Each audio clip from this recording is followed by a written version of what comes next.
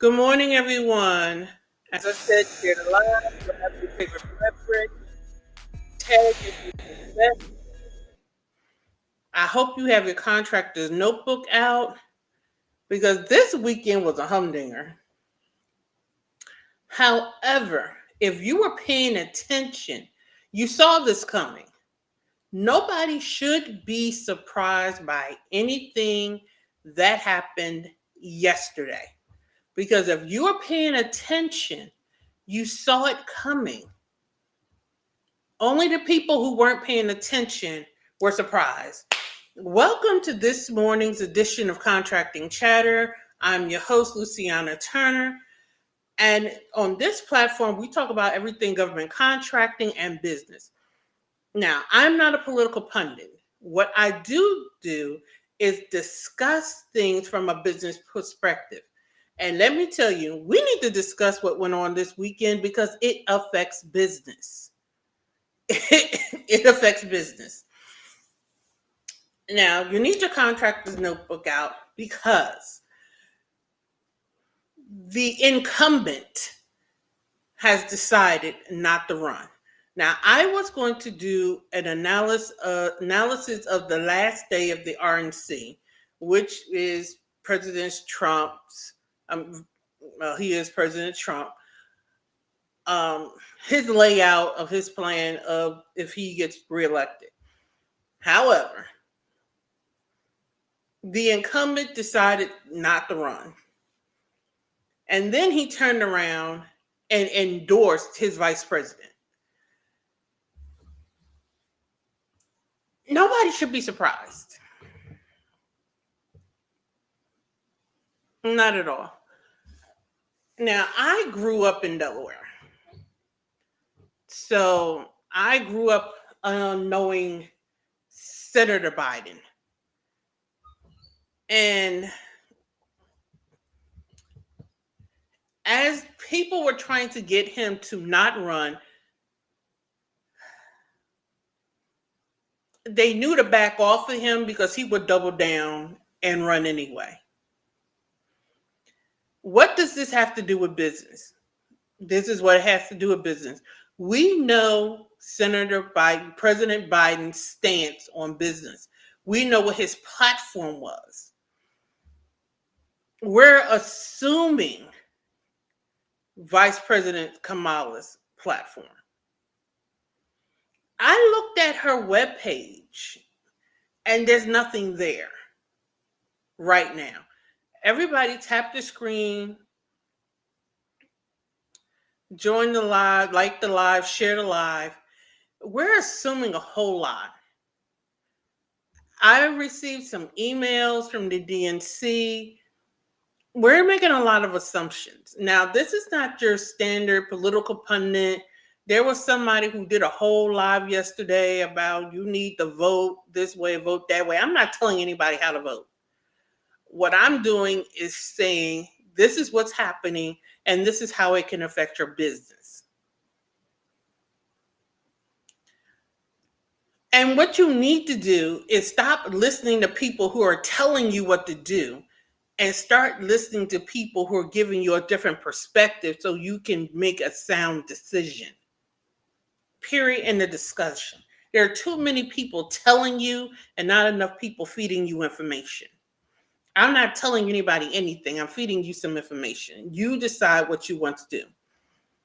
And as business founders, decision makers, thought leaders, however you want to categorize yourself, you need to be in a position where you are deciding for yourself who you are voting for and why you are voting for them.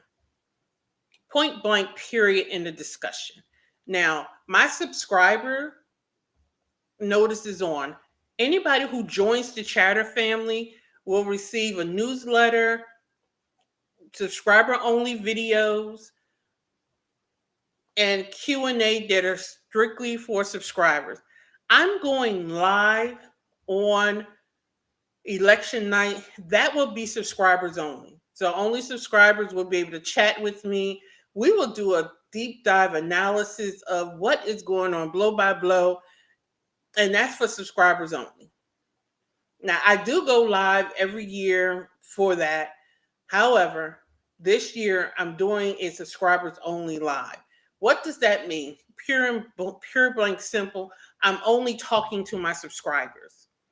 We're having conversations. We're going to deep down do an analysis of who's winning, what does that look like for the business owner, for the decision maker, the thought leaders, and we're also going to analyze it on the state level as well as the federal level, because we need to be tracking all of this.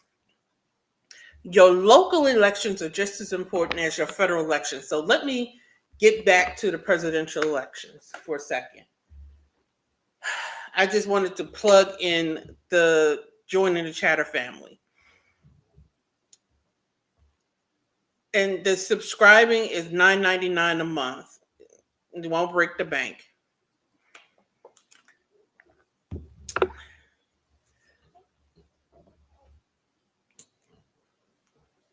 Vice President Harris, as I said, people are assuming, good morning, Mo. People are assuming she has the same stance as President Biden. Her webpage doesn't say. As when I went live and as when I looked, her webpage does not say what her stances are. We don't even know who her vice presidential pick is. Scuttlebutt is that there are some people who are going to throw their hat in the ring to run as a Democrat. So she's not even guaranteed to get the nomination. We won't know until August 1st if she will be the unofficial Democratic nomination. And August 1st is when they will do the roll call, the virtual roll call. The DNC, or the Democratic National Convention, is in 3 weeks in Chicago. What does all this mean for those of us in business?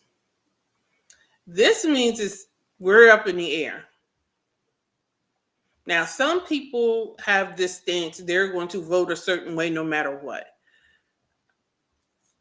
That's your prerogative.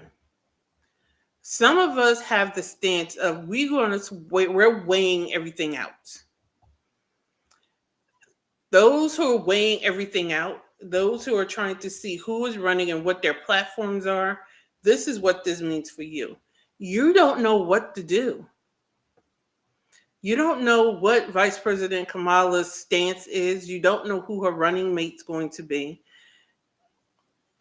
You don't even know if she's running unopposed. You just don't know. There's too many blanks that need to be filled in. And when you're a decision maker, you need to know more information. Point blank, period. Now, however you fall is however you fall.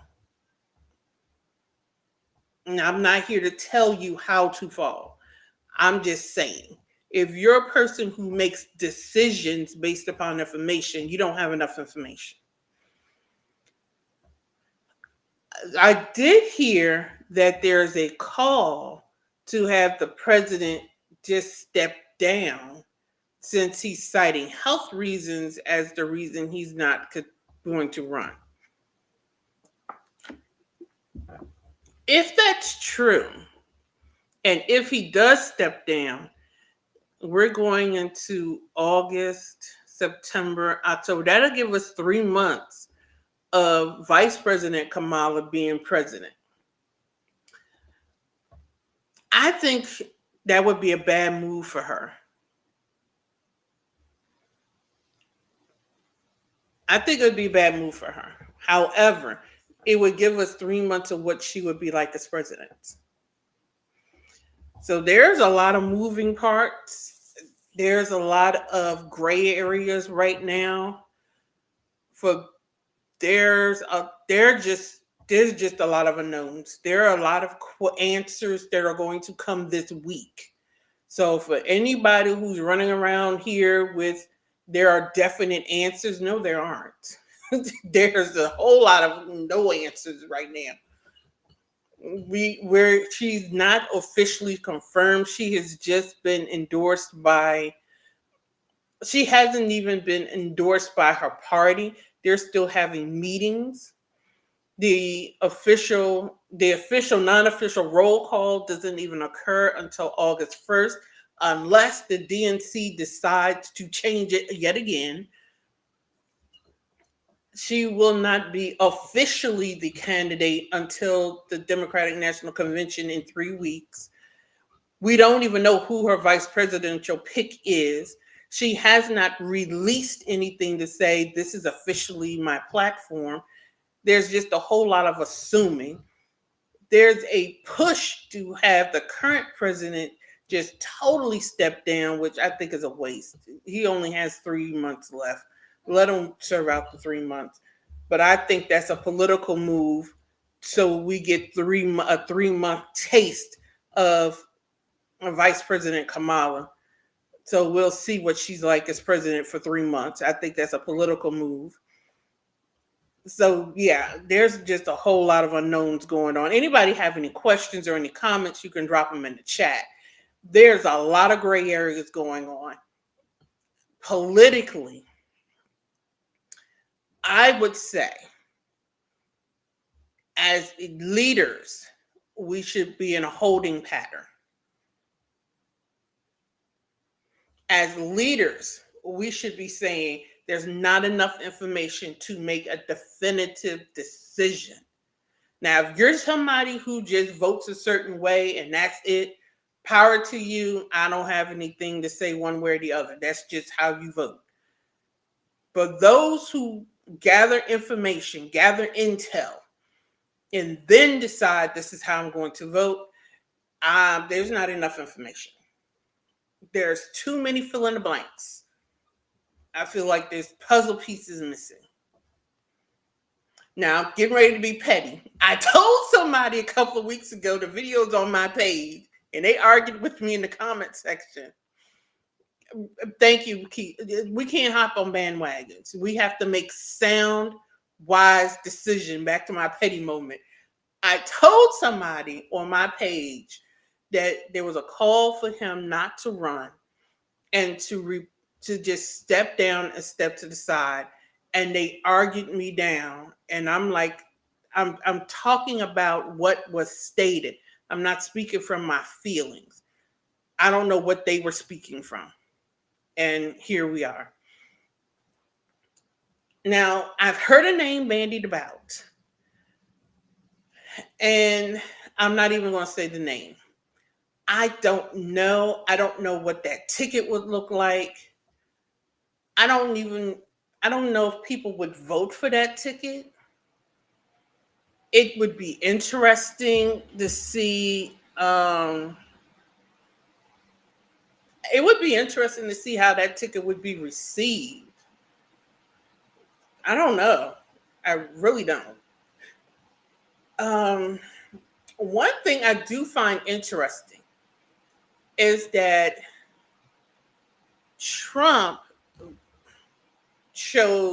President Trump chose Vance as his vice presidential pick. And people are saying they don't understand why. And I actually think I do. When you think about it, he is the inverse of Kamala. Think about it. He is married to a woman of Indian descent. They both come from Ivy League. He's the down home guy. She is Indian, married to a down home guy from Ivy League connection. So he is just the inverse of her. And I think that's part of the reason why he picked Vance. He picked Vance because he is the inverse of her. Point blank. It would basically, Vance is the husband and his wife is Kamala. That's the way I see it. I'm not saying that's why I don't have any insight. I don't have any inroads, but that's the way I saw it when I saw the pic. And I felt like, oh, that's just the way I saw it. So it wasn't, his son also pushed him to make that pick. It also played into the fact that younger voters wanted to see a younger person on the ticket. And he's 39. So it plays to the younger crowd that is undecided, who didn't want a double O ticket. Me personally, personal statement here, I'm not so much hooked up on age as I'm hooked up on your stance. Because you can be a young fool or you can be an old fool. A fool is not age specific. You can be a fool old or young. So I'm not hooked up on age. I'm hooked up on what is your stance. I'm hooked up on what is your leaning. What do your actions match your words? So for me, whether you're 40, whether you're 80, do your actions match your words? Are you true to yourself? And do your track record show yourself to be approved? What is your agenda? Right. What is your agenda? I think a lot of people are so hooked up on age, they're going to fall for the okie doke. And we have to be careful being hooked on optics. Now, for those of you following me on TikTok, I have a live goal. I usually don't press these goals, but if you can increase the shares and tap the screen, because TikTok get the TikToking and the live acts funny if you don't tap the screen and keep the likes up. But so I'm not telling you don't have your preferences.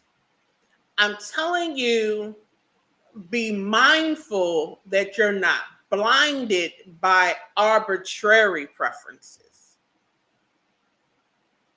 Because you want somebody younger, you can be looking for a young fool or following a young fool. And I'm using the term just like that. And if you're the opposite and you only want to vote for somebody because they're older, you can be following an old fool. Look for the person who has a strong stance. Their stance line is in alignment with what you believe would benefit the community at large and allows you and your business to advance the community at large. There's too much noise that's distracting from the greater good. And the greater good is how can we as business owners make greater impacts? And the greater impact is maintaining our business, expanding our businesses, hiring. And if you're not hiring, sustaining. You're not trying to shrink your workforce. So that's what we should be looking at. We're thought leaders, we're founders, we're decision makers. And that's what we should be looking at. And who is the better candidate to further those goals? Depending upon your industry, there are other factors that go into that. Now, some of you are in the healthcare industry, so there are the healthcare aspects of it. Some of you are strictly consulting and coaching, so there's the consulting and coaching aspect of it. There are so many nuances of it that no one person should try to cookie cutter or tell another person how they should vote based upon one set issue. There's just so many nuances, which is why I'm not here to tell you how to vote. I'm just here to say there are still questions, and over the next few days, their questions will be answered. And one of the questions, as when I when I attempted to go to bed, I'm still haven't gone to bed yet. Your girl has not gone to sleep yet. That still needs to be answered, and Congress is rushing back to DC. Is there's a call for the current president to not finish out his term and to let Vice President Kamala finish out his term. That will give us a 3-month sneak peek of what her presidency would look like before we go to the polls in November. I believe that's political.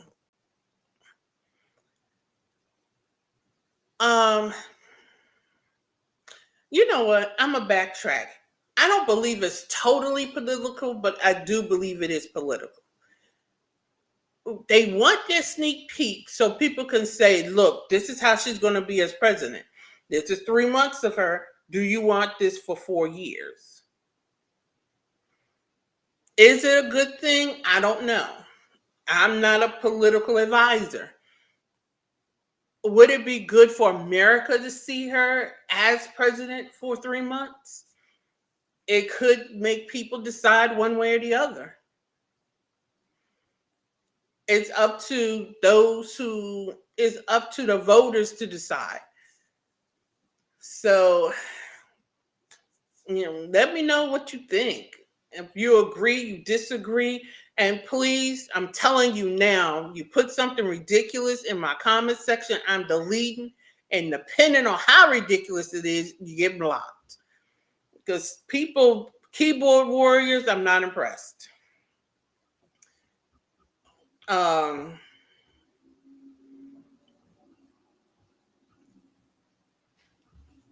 This, I'm gonna talk about the stance and the agenda for each candidate. I covered the RNC the best that I could since I fell ill during it. So I'm gonna go back and look at Agenda 47, which is President Trump's official agenda for his presidency. I'm gonna analyze it and report on it. And then I'm going to talk about, there's just enough information, even for the last 4 years, of her to make a sound decision. And I'm going to even go here. We don't know if she's totally 100% on board with Biden. I'm going to tell you, if you look at when they ran against each other, she was anti-Biden. She didn't become pro-Biden until he chose her as VP. And rumor and scuttlebutt was that she wasn't his first choice. So we have to look at that. Rumor and scuttlebutt was she wasn't his first choice. He chose her as a VP to solidify the party. So, and she never came out and said, I'm 100% a Biden agenda person.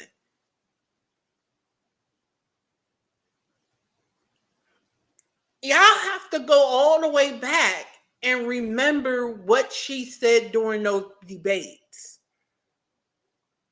and then bring it forward.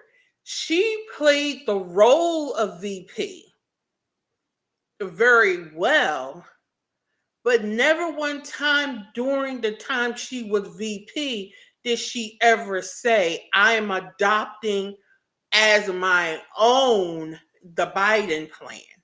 She never said that.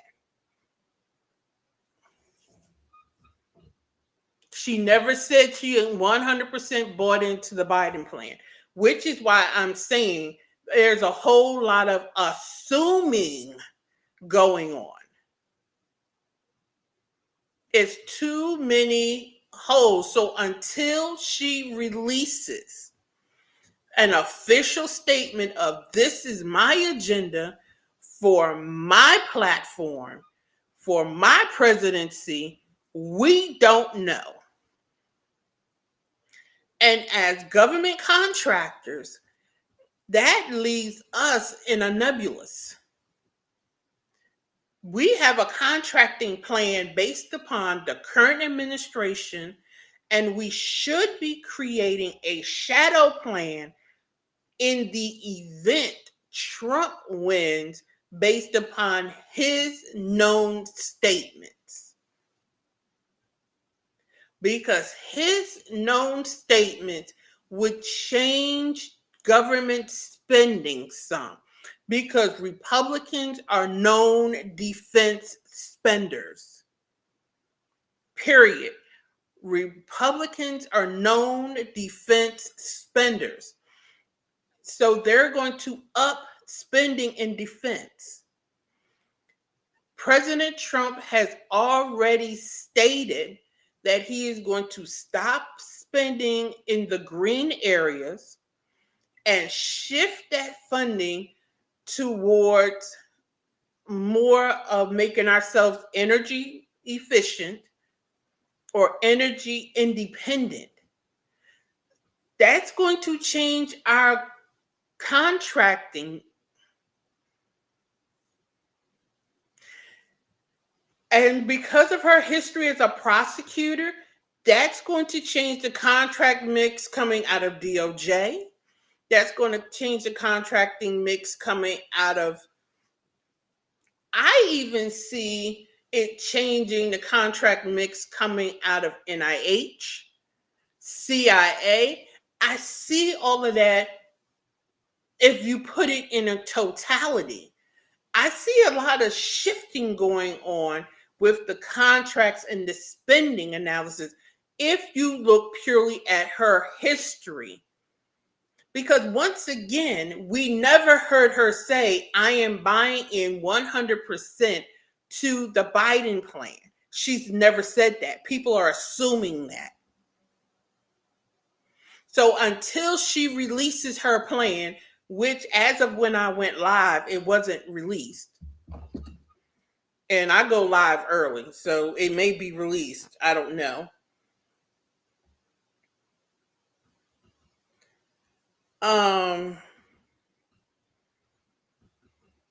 Yeah, I went. So we have to look at the totality. I'm not telling anybody who to vote for, who not to vote for, none of that stuff. I don't tell people what to do.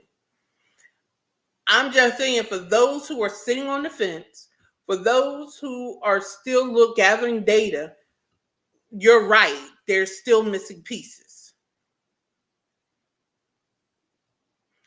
And for those who are building out their contracting strategy plan, now we're in low hanging fruit season. So keep those plans in place and execute them, because once those funds are obligated, they're obligated.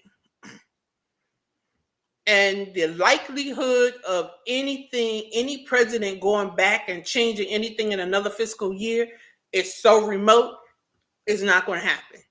However, a change in like this that could result in a totally different president in FY 2025 can and will change your contracting plan for 2025. So you should be looking at your contracting strategy. You should be looking at your business strategy, period, in the discussion. We know President Trump has a tax plan and a tax strategy. We knew what Biden's plan was. We're not sure what presidential candidate Harris' plan is. So how are we planning? And what plan are we making?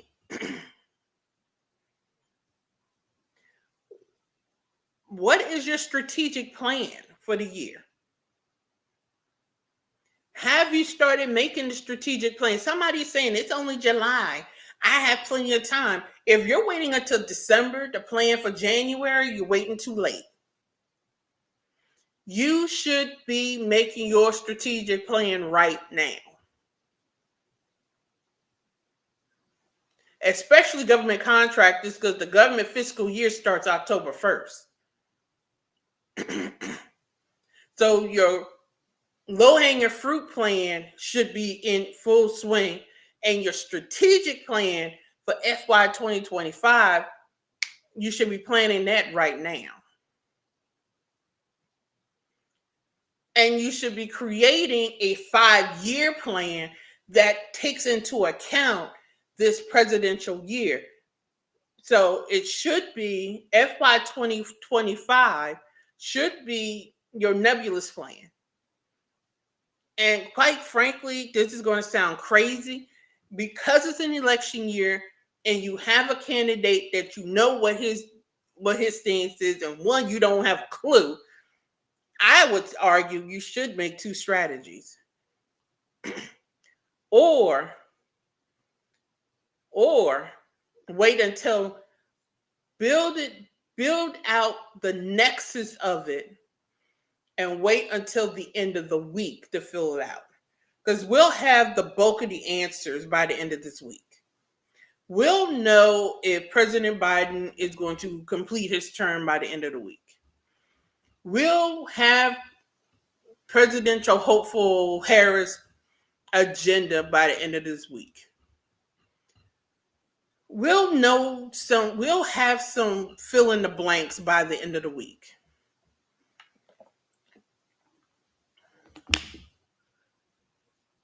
And by Friday, we'll revisit this conversation and we'll see. Now, tomorrow, I'm going to talk about President Trump's speech on the last night of the RNC, because that was the original topic for this morning. I just had to talk about what happened over the weekend. Well, over the weekend, nothing. What happened yesterday? But I want to caution my business owners and my decision makers, my thought leaders, however you define yourself. There are too many unknowns.